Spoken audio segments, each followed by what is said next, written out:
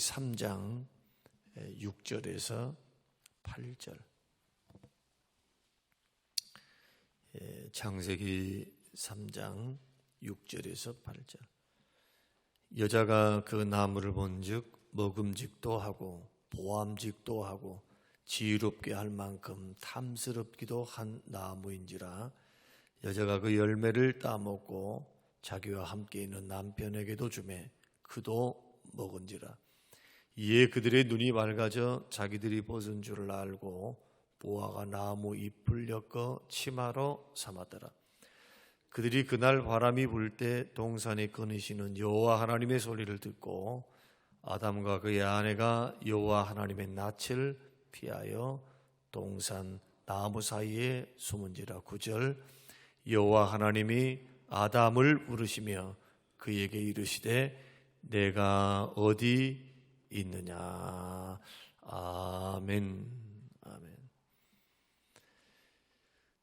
하나님 말씀에 불순종했던 아담과 하와, 선악과를 따먹음으로 마귀의 말을 더 잘 듣고 하나님과 교제하는 것보다도 마귀와 교제하고 살았던 타락한 인간들을 주님이 찾아오셨습니다.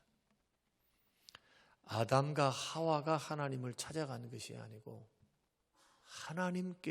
하나님께서 우리 죄인들을 찾아오셨다. 이것이 은혜의 출발점입니다.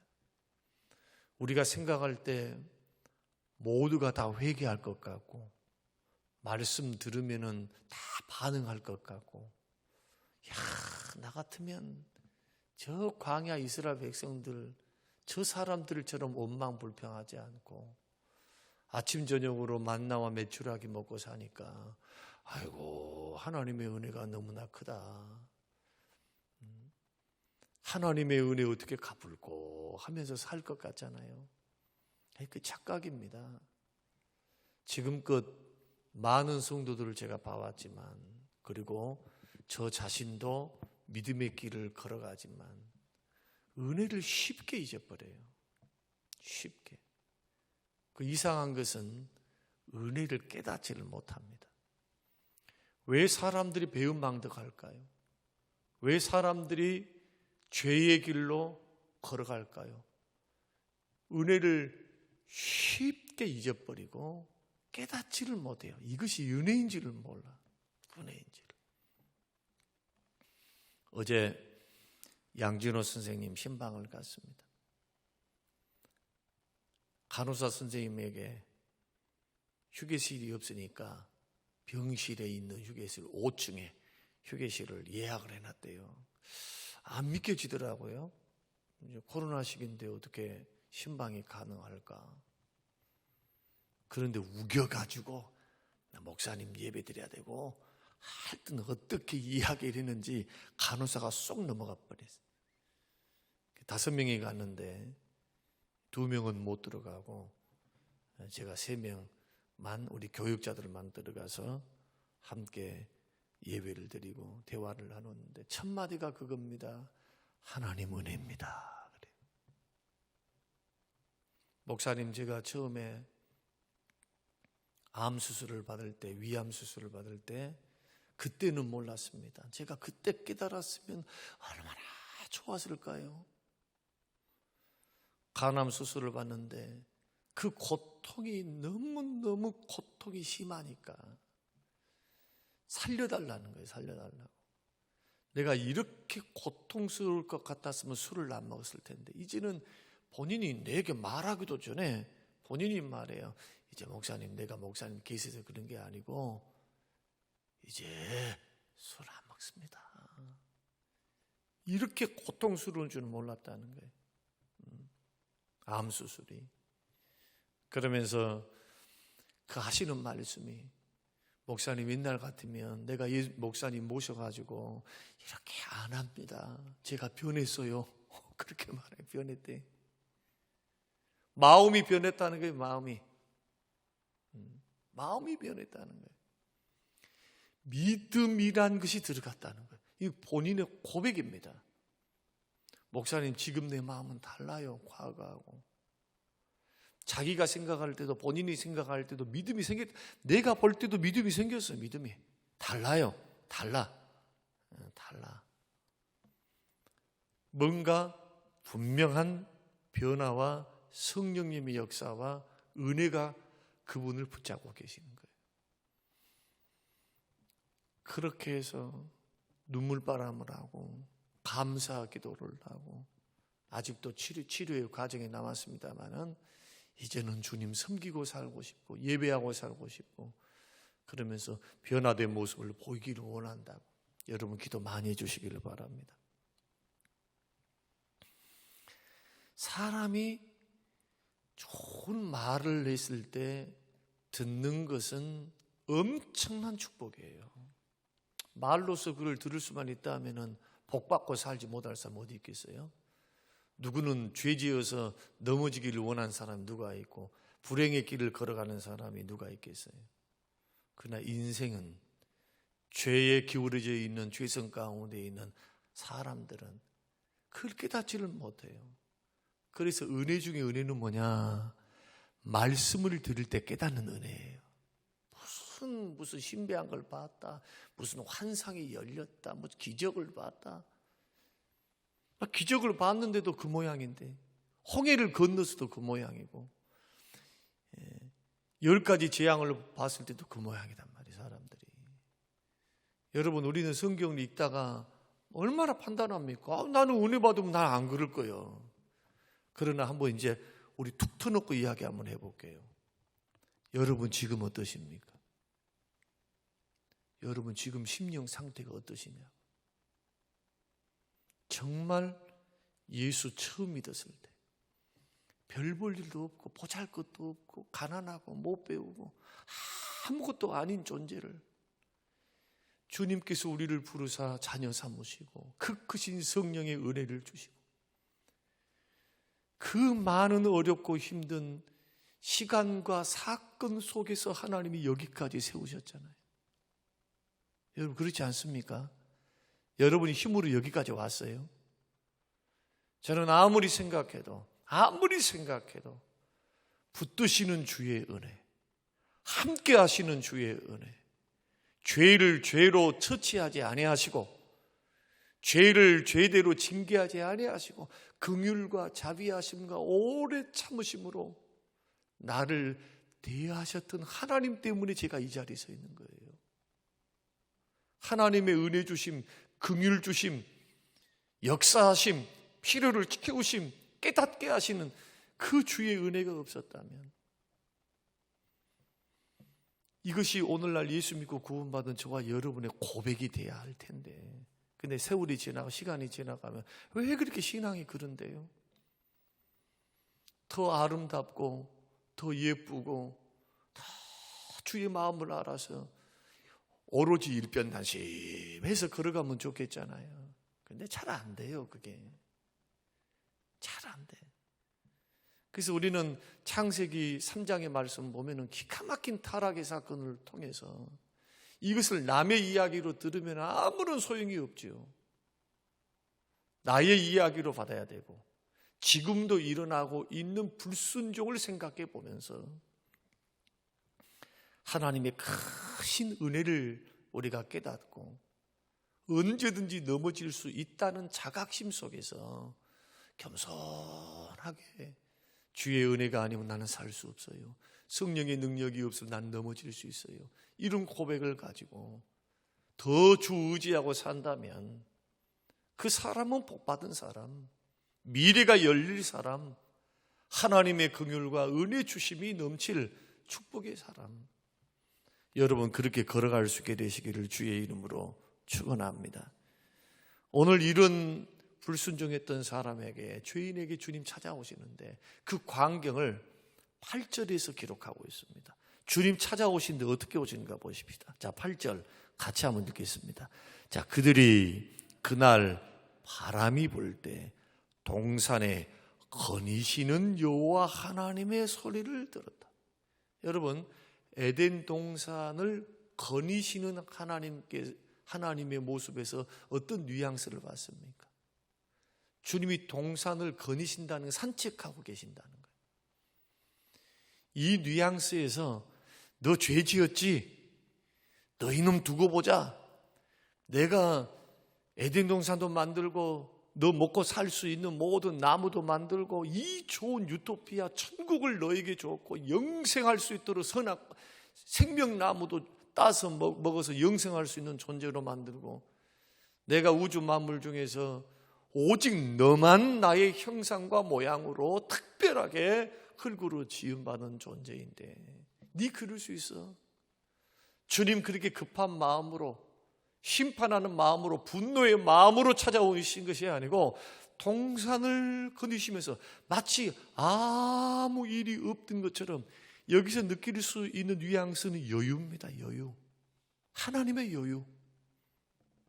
놀랍지 않습니까? 죄 지었으니까 당장에 매를 들고 오실 것 같은데 하나님의 여유 있게 오시는 거예요. 서늘한 바람이 불 때 주님이 동산을 거니시면서 산책하시면서 아담을 부르십니다. 내가 어디 있느냐? 왜 하나님께서 급한 마음이 아닌 여유의 마음을 가지고 찾아오시면서 그 뉘앙스, 책망하면서 심판하면서 판단하면서 정죄하면서 비난하면서 네가 그럴 줄 몰랐다는 식으로 주님 찾아오지 아니하시고 네 어디인지 하고 주님 부르십니까? 왜 여유를 가지고 그렇게 주께서 찾아오십니까? 반성하라고. 회개하라고. 죄를 깨달으라고 기회를 주시는 거예요. 여러분 믿음의 길을 걸어갈 때 우리는 창세기부터 계시록의 말씀을 보면 얼마나 사람이 쉽게 넘어질 수 있는 존재이고 믿음이란 끝까지 가봐야 안다는 거. 물론 견인의 은혜를 통해서 주께서 은혜 주시니까 끝까지 승리할 줄로 믿지만 근데 저 사람이 정말 구원받은 사람인지 구원받지 않은 사람인지 어떻게 알까요? 끝까지 믿음 지키는 거 봐야 아는 거예요. 이해가셨습니까? 분명히 하나님은 하시는데 이게 하나님의 견인이라 그래요. 하나님의 견인이란 무슨 뜻이냐? 하나님이 끝까지 택한 백성 책임지겠다는 거예요. 근데 사람의 견인도 있습니다. 이렇게 구원받는 사람, 하나님의 자녀는 끝까지 자기 믿음 지킨다. 끝까지.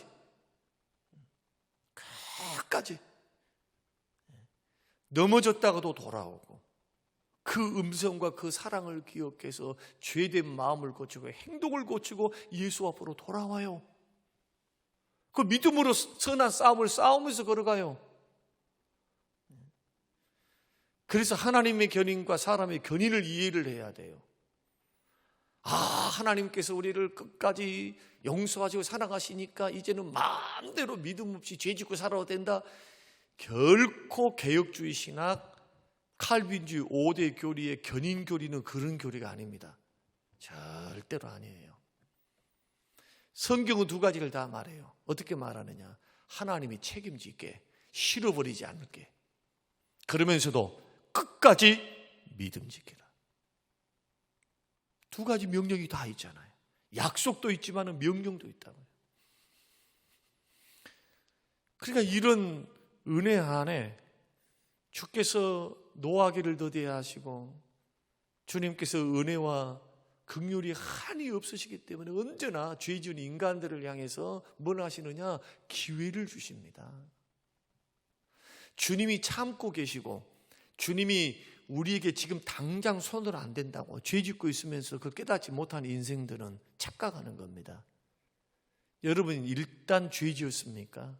범죄했습니까? 그것이 큰 죄이든 적은 죄이든 어제도 그제도 말씀드렸습니다. 죄도 경중이 있다고. 사망에 이르는 죄가 있고 내 영혼에 해를 끼치는 죄가 있고 심판을 가져오는 죄가 있고 죄도 경중이 있어요. 마음으로 진 죄과 행동으로 진 죄가 주님이 무게는 똑같이 가져가셨지만 그러나 행동으로 진 죄는 현행법에서 이게 간음죄가 됐든 물건 훔쳤든 쇠고랑 차요. 똑같이 전과자가 되는 거예요. 그러니까 믿음의 길을 걸어갈 때 언제나 우리가 기억해야 될 것, 우리 주님은 찾아오셨다는 것은 자기가 스스로, 아담과 하와가 스스로 찾아가지 아니했다는 것, 하나님이 찾아오셨다는 거 아셨다는 거죠. 보고 계셨다는 거예요. 쉽게 말하면 하나님 앞에서는 비밀이 없다는 거예요.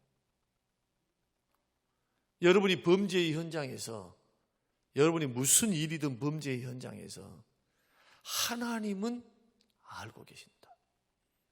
보고 계신다. 만약에 그것만 조금만이라도 생각한다면 얼마나 우리의 언행심사가 조심스럽겠어요. 비밀 없어요, 비밀. 하나님 앞에 불꽃 같은 눈동자로 보고 계신다. 어떻게 찾아오셨는가? 동산을 거니면서 산책하시면서 찾아왔다. 반성하고 회개할 수 있도록 배려하신다. 오늘날도 마찬가지입니다. 하나님 앞에 우리는 벗겨진 것과 같아요. 모르신 것이 어디 있어요? 그래서 종교개혁자들은 언제나 인생을 살아갈 때, 하루를 살아갈 때 코람되어 하나님 앞에서 그랬습니다. 죄 지을 가능성도 많고 연약함도 많아도 10년 전하고 지금하고 똑같으면 안 되죠. 10년 전하고 지금하고 똑같으면 어떻게 되겠어요? 달라 있어야죠. 성장이 있어야 되고 변화되어야 되죠. 주님은 그것을 포도나무 비유를 통해서 농부와 주인된 비유를 통해서 열매 맺지 못하고 잎만 무성한 포도나무 비유를 통해서 찍어서 쓸모없는 이 나무 찍어서 불쏘시게 하겠다. 그 이스라엘 백성들에게 주님이 하신 말씀이거든요. 그 당시 이스라엘 백성들에게 예수님의 비유입니다. 믿는다고 하지만은 회개의 열매가 없어요. 변화의 열매가 없다고요. 그러니까 우리는 믿음의 길을 걸어갈, 정말 내일 또 말씀드리겠습니다만, 복받고 살기를 원한다면 죄 문제가 해결돼야 돼요. 예수 믿고 구원받아 온몸을 씻었지만 그러나 지금 짓고 있는 자범죄, 이 부분, 적은 죄라 할지라도 잡아내야 돼요. 작은 여우. 목사들도요, 교육자들도, 여러분 개척교회 목사님들을 어떻게 생각하시려는가 몰라도 제가 목회 실정을 이야기해 드릴게요. 개척이 안 됐다, 또 돼도 그렇지만 안 됐다. 목사님들의 고민 중에 하나는 뭐냐면 영적 침체입니다. 아무리도 안 되니까. 그래서 중독에 빠져요, 중독에. 여러분, 목사님들은 다 거룩할 것 같고 목사님들은 괜찮을 것 같잖아요. 안 그래요. 안 그래. 스트레스는 많고 목회는 안 되고 시간은 남아 돌고 일은 할 수 없고 뭐 할까요? 뭐 하고 지냈으면 좋겠어요? 뭐 하면? 기도도 한두 시간이지. 성경 연구하고 읽는 것도 한두 시간이지. 그 많은 시간들을 생각해 보신 적 있나요? 또 교회가 규모가 있으면 또 일에 바빠. 이 일 해야 돼, 저 일 해야 되고, 바쁘다 보니까 개인적으로 묵상하면서, 말씀 묵상하면서, 기도하면서 하나님과 1대1의 관계 속에 깊이 들어가 영원히 은혜에 체험받을 수 있는 기회가 좀 굉장히 줄어들어요. 또 바깥 활동을 하면 두말할 필요가 없어요. 이것도 영적인 시험입니다. 이런 영적 싸움과 시험을 바로 해서 영적 관리 안 하면 넘어지는 거예요. 발전도 없고 성장도 없고. 그러니까 5년 전하고 5년 후하고 똑같고 10년 전하고 10년 후하고 별반 다를 것이 없어요. 코람돼요. 하나님 앞에서 우리가 어떻게 인생을 살아가고 나의 인격과 삶과 영혼을 세워가는가. 끊임없는 물음 그리고 도전 앞에 우리가 머물러 서 있어야 성장도 있고 발전도 있는 겁니다. 이런 것이 없이 믿음의 길을 쭉 걸어간다? 넌센스. 하나님이 은혜 주실 거야. 넌센스. 사모함으로 경건을 훈련하면서 힘들고 어렵지만 그 길을 걸어가면서 믿음의 길을 걸어갈 때, 깨어있을 때 우리는 승리의 길을 걸어갈 수 있어요. 그래서 오늘 동산을 거니시는 하나님의 역사 속에서 우리는 두 가지를 발견했습니다. 하나님 앞에 비밀이었구나. 보시고 아시고 찾아오신 거예요. 그리고 회개할 수 있는 기회와 여유를 주신다. 그래서 히브리서 12장 4절에서 7절 말씀 보면은 모든 사람과 더불어 화평함과 거룩함을 따르라. 이것이 없이는 아무도 주를 보지 못한다. 무슨 뜻입니까? 천국 못 간다는 거예요. 주 만날 수 없다는 거예요. 화평함과 거룩함이 없으면. 데살로니가전서 3장에서는 내가 거룩하니 너희도 거룩하라. 모든 음란을 피하고. 거룩함이 없이는 주를 볼 수가 없어요. 내가 거룩하니 너희도 거룩하라 하시면서 음란 이야기를 한다니까. 음행 이야기를. 예수만 믿으면 구원받아요. 그러나 구원을 받은 과정 속에서 9가지 서정을 제가 쭉 설명드렸습니다. 논리적인 이야기예요, 이게. 성경에서 말씀하시는. 그러나 과정 중에서 주께서 우리에게 성숙, 예수님을 닮아가는 성화의 과정을 우리에게 명령하셨어요. 두렵고 떨림으로 구원을 이루어가래요. 이게 성화를 이야기하는 것이거든요. 구원 정말 받으면 죄를 극복하고 회개에 합당한 열매를 맺고 점점 예수 닮아서 구별되고 거룩한 언행 심사를 가져가는 겁니다. 구원받은 증거예요. 이게 변화의 증거, 거듭난 증거. 너희는 하나님의 은혜에 이르지 못하는 자가 없도록 하고. 어떤 사람이 하나님의 은혜에 못 이룹니까? 화평할 줄을 몰라 맨날 시기 다툼하고 맨날 싸워. 어째저째 하면서 그냥 맨날 부정적으로 바라보면서 맨날 티격태격하면서. 화평이 있습니까? 그런 사람에게. 마음의 화평도 없고 사람 살리고 세우지도 못하죠. 거룩함이 없어요. 구별됨이. 언행심사에. 세상 사람과 다를 바가 없다는 거예요. 이것이 히브리서 12장을 통해서 배교한 사람들, 특히 히브리서는 기독교에 있다가 유대교로 다시 돌아가는 배교자들 이야기니까. 그리고 11장은 믿음장이고 12장에서는 너에게 허다한, 구름과 같은 허다한 증인들이 있으니 그러므로 무거운 모든 것과 얽매기 쉬운 죄를 벗어버리고 믿음에 경주하라는 거예요. 믿음의 주여 온전케 하신 주를 바라보며 선한 믿음의 경주를 하라는 거예요. 얽매기 쉬운 죄를 벗어버리고 세상의 무거운 짐, 먹고 쓰고 놀고 즐기고 다 그렇게 하면 어떻게 그 일들을 하는데, 세상 사랑하면서 걸어가는데 어떻게 믿음의 경주를 합니까? 못하죠. 정말 천국을 바라본다면 그럴 수가 없잖아요. 그러면서 죄 이야기를 한다고. 죄. 그러면서 벗어야 돼, 그 말이에요. 그러면서 또 쓴뿌리가 나서 괴롭게 하여. 여러분 한번 생각해 봐야 돼요. 여러분 마음속에 쓴뿌리가 났는지. 쓴뿌리가 뭐다요? 이렇게 물으신다면 마귀가 꼭 여러분 마음속에서 그 문제를 가지고 여러분을 넘어뜨리는 거예요. 자꾸 나를 이용해, 틈을 타서. 여러분이 돈 문제면 그 쓴뿌리가 돈입니다. 상처면 상처가 쓴뿌리인 거예요. 자꾸 자격지심은 자격지심이 쓴뿌리고, 열등감이 쓴뿌리예요. 자꾸 말씀대로 내가 서 있지 못한, 그래서 자꾸 죄된 것을 반복해서 내 마음에 자리 잡고 있는 게 쓴뿌리다니까요. 부정적인 쓴뿌리. 이것을 사단이, 귀신이 언제나 그것을 통해서 역사를 내요. 그 쓴뿌리가 나서 너희를 괴롭게 하지 못하게 하라. 명령형이죠. 또 많은 사람이 이로 말미암아 더럽게 되지 않게 하며, 자꾸 쓴뿌리가 나서 마귀가 유혹을 하니까 넘어져요. 그럼 맨날 죄를 짓는 거예요, 영적으로. 그러니까 더럽게 되죠. 영혼이 깨끗해질 수가 없잖아요. 이거 자범죄 이야기입니다. 원죄 이야기가 아니고. 그러면서 또 음행 이야기합니다. 음행하는 자와 혹 한 그릇 음식을 위하여 장자의 명분을 판 에서와 망령된 자가 없도록 살피라.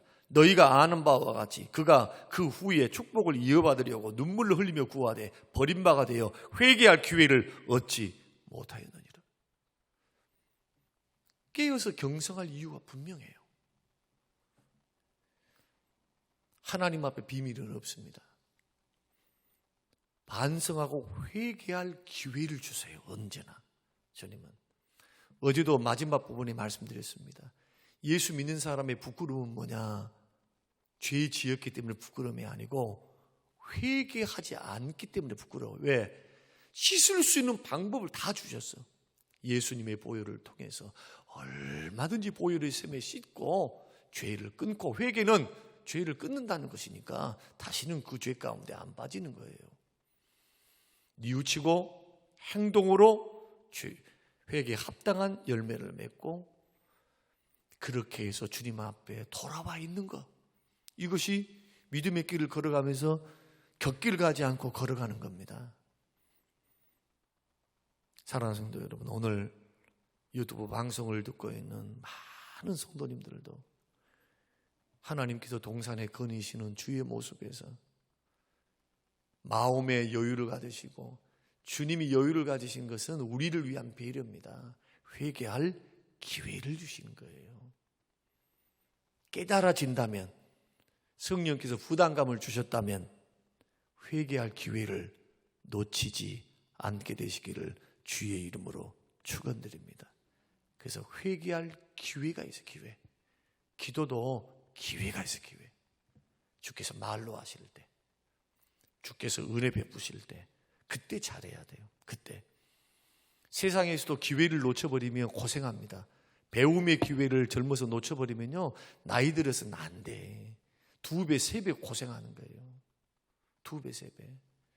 여러분, 오늘 동산을 거니시는 하나님, 그냥 여러분 설교 들을 때, 성경 읽을 때 쑥 하고 지나가셔버렸죠. 그런데 이 말씀 속에 이런 깊은 의미들이 숨어 있습니다.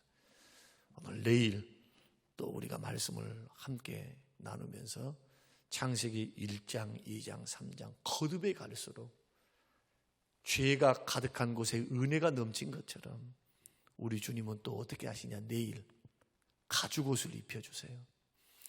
내일 주님의 일하신 그 풍성하신 은혜 앞에, 십자가의 사랑 앞에 우리가 녹아져서 하나님의 사랑과 하나님의 은혜가 붉은 죄, 피와 같이 붉은 죄를 양털같이 희게 하시고 씻어주시는구나. 여러분, 그 은혜 앞에 늘 머물러 설 수 있는 그런 은혜의 시간들이 꼭 되시길 바라고, 오늘은 회개할 기회를 놓치지 말라. 여러분, 이 음성이 여러분에게 쟁쟁이 들리시는 오늘 새벽이 되시기를 주님의 이름으로 축원합니다. 고마우신 하나님, 오늘 우리에게 주신 귀한 말씀을 우리가 깨닫고 부지불식간에 지었던 많은 죄들, 주님이 이 죄에 대해서 당장 진노를 바라지 아니하시고 아무런 일을 안 하신다고 착각하지 않도록 우리를 일깨워 주시옵소서. 회개하고 돌아오기를 기대하시는 하나님 앞에 우리 머물러 서게 하사, 말씀을 읽다가 성령께서 깨닫게 해주시다가 성령께서 부담감을 주실 때 회개함으로, 겸비함으로 엎드려 기도하게 하시고, 잘못된 언행 심사를 주님 앞에 바로하여 회개함으로 죄를 끊고 회개에 합당한 열매를 맺어가며 축복의 길, 회복의 길 걸어가게 하옵소서. 감사드리며 예수님 이름으로 기도합니다. 아멘.